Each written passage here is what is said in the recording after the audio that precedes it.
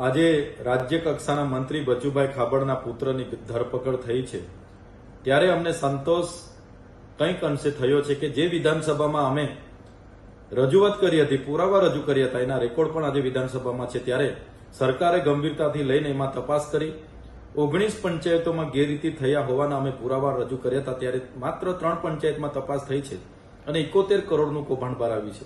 બીજી હાલમાં પણ 16 જેટલી પંચાયતો બાકી છે, એની પણ તપાસ થાય. ત્યારે મને લાગે છે કે અમારો જે દાવો હતો 250 કરોડનું કૌભાંડનો એ બહાર આવે એવો છે.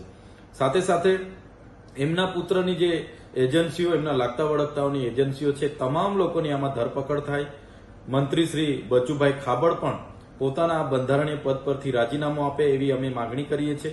સાથે સાથે બચુભાઈ ખાબડ નર્મદા જિલ્લાના પ્રભારી હતા ત્યારે પોતે પોતાની લાગતા વળગતાની એજન્સી જલારામ એન્ટરપ્રાઇઝ અહીંયા લાવીને એમણે 3 વર્ષમાં 400 કરોડના પેમેન્ટ એમણે લીધા છે. એ કામોની પણ વિજિલન્સ તપાસ કરવામાં આવે તો બચુભાઈ ખાબડની સીધી સોડવણી એમાં પણ બહાર આવે એવી છે. ત્યારે 100 માનવ દિન બિનકૃષક શ્રમિકોને રોજગાર આપવાની જે આ કેન્દ્ર સરકારની યોજના છે, આવા જ મંત્રીઓ, એમના મળતિયા, એમના પરિવારને લાગતા વળગતા લોકોના લીધે સમગ્ર ટ્રાયબલ વિસ્તારમાં હજારો કરોડના કૌભાંડો કરવામાં આવ્યા છે.